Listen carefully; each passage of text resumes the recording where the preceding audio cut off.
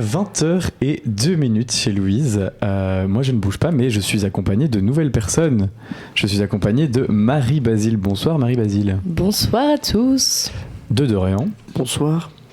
Et de Victor. Pourquoi t'es dans un personnage c'est bizarre? Chantal là-dessous. Ça se gauze dans le. J'ai entendu la régie. La réaction d'Arthur était super. L'imitation n'a pas laissé Arthur de marbre. Bref, sur ce, c'est le retour de nos petites chroniques de la décadence, surprise.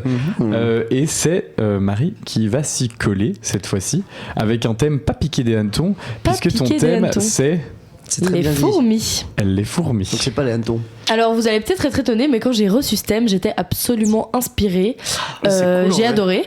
Au départ, je me suis dit que j'allais partir sur un thème un peu remixé, partir du titre pour en faire une chronique sur un sujet de société, à savoir les métiers de l'ombre, les métiers laissés de côté, tous ces gens qui font plein de choses sans qu'on les remarque. Mais après, je me suis dit que c'était quand même hyper marrant de prendre le titre au premier degré. Et j'ai eu un flash de souvenirs d'enfance, un traumatisme, l'obsession de mon père pour la trilogie Les Fourmis de Bernard Weber. Ça me dit rien du tout. Et ben c'est génial que vous connaissiez pas, parce que du coup comme ça je vais pouvoir un petit peu plus vous en parler. En fait c'est une trilogie de science-fiction qui met en parallèle un monde d'humains et un monde de fourmis. C'est extrêmement intéressant, je vous en parlerai plus tard. Mais d'abord, étant donné que le titre de la chronique c'est Les fourmis, je vais vous donner des petits facts, voilà, comme ça sur les fourmis. Tant qu'on y est. J'étais hype par les métiers de l'ombre en vrai. Putain, super décevante. Ah, mais c'est ok. Vous savez comment communiquent les fourmis? Avec des odeurs, des phéromones, si je ne dis pas de bêtises. Exactement, donc les fourmis communiquent surtout grâce à des phéromones, substances chimiques qui servent à indiquer des chemins, alerter d'un danger ou organiser une colonie. C'est très intéressant tout ce genre. Vous savez que j'étais très fan de fourmis quand j'étais petit. D'ailleurs, tu peux. Tout ce genre de trucs scientifiques, par exemple. Attends, tu peux perturber les fourmis en mettant, genre, je sais plus, genre du vinaigre ou quoi, parce que ça sent trop fort pour elles et du coup, elles savent plus trouver leur chemin. Est-ce que tu mangeais les fourmis quand t'étais petit? Non, mais je ne mangeais pas les fourmis, mais il faut savoir que mon papa a eu une phase très fan de fourmis dans sa vie d'adulte. Et donc, quand j'étais petit, j'avais vraiment une fourmilière, mais genre pas pour rire, en mode dans ma maison, avec la vitre. Mais c'est trop stylé. dans le grenier. Stylé, et donc, j'ai fait des exposés sur les fourmis aussi en 5e primaire. Enfin bref, j'étais vraiment si elles émettent des diffractions à rayon X? Je ne sais pas si elles émettent de la diffraction à rayon X. Je n'en suis pas certain. J'ai l'impression que c'est pas un truc qu'on peut émettre. Bref. Je comprends pas pourquoi tu dis ça. Non plus, je comprends pas pourquoi elle dit ça. Trop bizarre. D'ailleurs, parlant de ça, donc vous aurez deviné qu'il s'agissait d'un des 3 mots imposés. No way. Je me suis fait cramer. Oups, pardon. Mais alors, tout à l'heure, les autres chroniqueurs devaient deviner quels étaient les mots. Là, évidemment, pour une raison évidente, il n'y aura que Dorian qui pourra participer à. Je me sens tellement seul. À cette séance de et tout le monde sait, sauf toi, quoi. Non. C'est ça. Ok, fact suivant. Même les auditeurs savent. Il existe plus de 12 000 espèces de fourmis identifiées au monde. Bah, ça, je ne savais pas. Et par contre. Il y en a probablement des milliers d'autres qu'on connaît juste pas. Tout à fait. Genre vraiment, elles sont beaucoup, quoi. Les frérotes. Elles sont blindées. Les fourmis n'ont pas de poumons. Elles respirent grâce à des minuscules ouvertures sur leur corps. Et ça s'appelle des stigmates. Ouais. C'est comme les plantes, non? Non, c'est les stomates, ça. Ouais, c'est ça. Mais c'est pas loin. Bon, c'est pareil, quoi. Bon, revenons au vif du sujet, parce que on n'a pas toute la nuit. Et on dit de ne pas juger un livre à sa couverture. Pardon, je bégaye. Je ne suis pas d'accord. J'ai envie de le faire. C'est pour ça que je vais simplement vous lire la 4e. Vas-y. La 4e. Le temps que vous lisiez ces lignes, 700 millions de fourmis seront nées sur la planète. 700 millions d'individus dans une communauté estimée à 1 milliard de milliards. Et qui a sa ville, sa hiérarchie, ses colonies, son langage, sa production industrielle, ses esclaves, ses mercenaires, ses armes aussi. Terriblement destructrices. Lorsqu'il entre dans la cave de la maison léguée par un vieil oncle entomologiste, Jonathan Wells est loin de se douter qu'il va à leur rencontre. À sa suite, nous allons découvrir le monde fabuleusement riche, monstrueux et fascinant de ces infraterrestres, au fil d'un thriller unique en son genre, où le suspense et l'horreur reposent à chaque page sur les données scientifiques les plus rigoureuses. Voici pour la première fois un roman dont les héros sont des fourmis. Donc c'est un roman ? Vas-y. C'est une trilogie sortie en 1991. Au départ, elle accueille un public assez sceptique, ce que je comprends. Oui. Au final, c'est un succès faramineux puisqu'il y a plus de 2 millions d'exemplaires vendus, traduits en plus de 30 langues. Ça a été adapté après en BD, en film d'animation. Il y a également un jeu vidéo. Donc, je les fourmis. Et il s'appelle Les Fourmis, quoi. Et apparemment, c'est un banger. Bon, je n'ai lu aucun des livres et je n'ai pas joué aux jeux vidéo, mais j'en ai beaucoup entendu parler. En fait, il faut savoir que c'était une énorme vanne avec mon grand frère. On se moquait de mon père. En fait, on adore se moquer de mon père de manière un peu gentillette pour des trucs, voilà.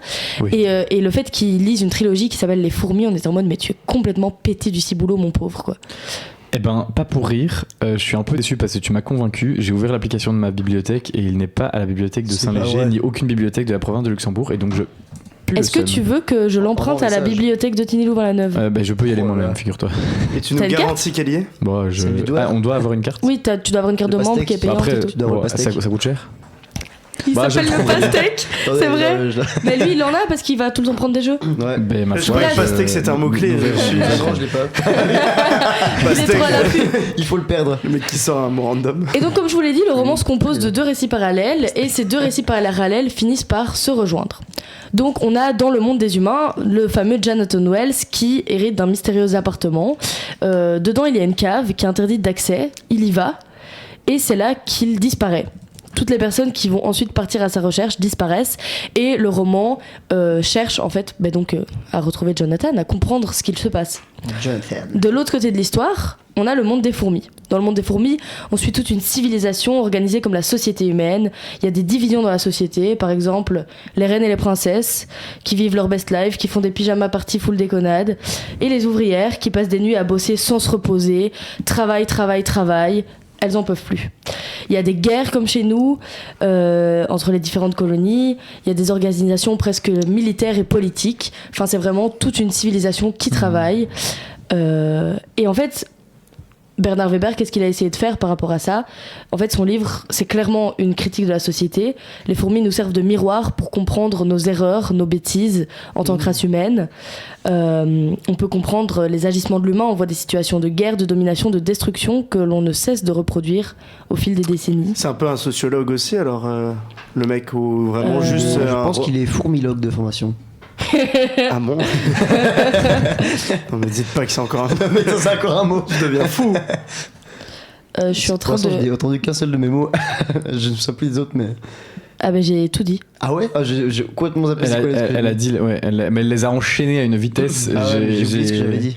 Fourmilogue. Et il est simplement écrivain. Genre c'est sur son Wikipédia, c'est la seule chose qui est indiquée. Parce que ça fait très un peu œuvre de sociologie mixée. Je sais pas entendu. Il met aussi en évidence, ça c'est un grand thème, l'individualisme de nos sociétés occidentales en comparaison avec le communautarisme des fourmis, qui contrairement à nous, malgré ces conflits, travaillent beaucoup plus tout ensemble et c'est beau. C'est beau, c'est vrai. That's cute. Même voir les petites fourmis marcher tout ensemble et suivre une ligne, c'est assez satisfaisant. Mais attention, parce que si tu coupes la ligne, elles sont perdues. Mais c'est parce qu'elles dépendent les unes des autres. Tu vois, dans un monde occidental comme on est maintenant, les gens ne dépendent plus assez de. Mais vous savez qu'il y a des fourmis, il y a une sorte de fourmi aussi. Je sais plus c'est quoi exactement l'espèce, mais bref. En gros, elles sont leur but, certaines fourmis dans la colonie, elles servent de garde-manger. Genre elles se nourrissent. En gros, toutes les autres fourmis viennent les nourrir. Elles se pendent verticalement. Et les autres fourmis viennent les nourrir, genre leur donner plein de sucre et plein de trucs à manger. Du coup, elles deviennent énormes, genre comme des ballons. Et à un moment, quand c'est période de disette et qu'il n'y a plus de quoi se nourrir dehors, elles se laissent tomber. Du coup, elles éclatent et les autres viennent manger tout le sucre qui coule, qui était dans leur... Tu en connais beaucoup plus que moi sur... Et je viens de vous faire un petit tunnel, donc... C'était vraiment très intéressant. On n'avait pas encore eu. Celui-là, on l'avait pas encore eu. C'est vrai qu'on fait beaucoup moins ça dans les sociétés occidentales, de manger le mort qui se pendent. Ben oui, franchement, on devrait. Non, je rigole. Inspirons-nous des fourmis, ce sera la morale. Franchement, Victor, oh my God. Tu m'effrayes. Mais bref, tout ça pour dire que à travers cette chronique, je voulais donc vous parler de ce livre parce que, bon, je ne l'ai toujours pas lu, comme je l'ai dit, mais je trouve ça hyper pertinent comme histoire. Ça m'a beaucoup hypé. Et en fait, ce petit thème imposé, finalement, il m'a fait repenser à quelque chose. Et maintenant que j'ai 21 ans, que j'ai eu l'occasion de me renseigner sur la thématique du livre, je me moque beaucoup moins de mon papa. Mais tu m'étonnes. Et je pense avoir envie de découvrir cette trilogie. Ça donne envie. Tu le feras vraiment, tu penses? Honnêtement, je pense que oui. Ma question est, si tu le lis, donc, est-ce que ton frère va se moquer de toi du coup? Ben on lui demandera. Malheureusement, il n'écoute pas il est moins littérature. Il a lu genre Le Labyrinthe quand il avait 15 ans et c'est tout. Pas mal, honnête. Et pour finir, je vous ai complètement brain. Je savais que vous seriez déçus. J'ai donc prévu un moment de remerciement pour tous les métiers de l'ombre. Retournement de situation. Quand même. Parce qu'ils le méritent. Et... Attention, on va oublier des gens sûrement.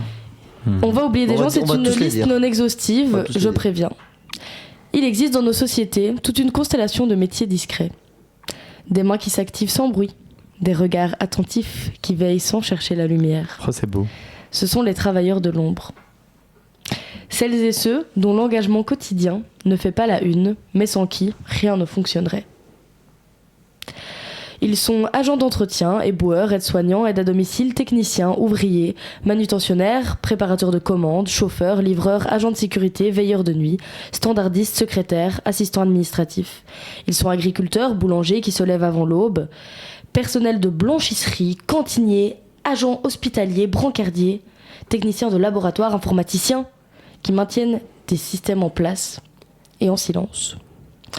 Leur présence est parfois invisible, mais leur absence se fera immédiatement ressentir.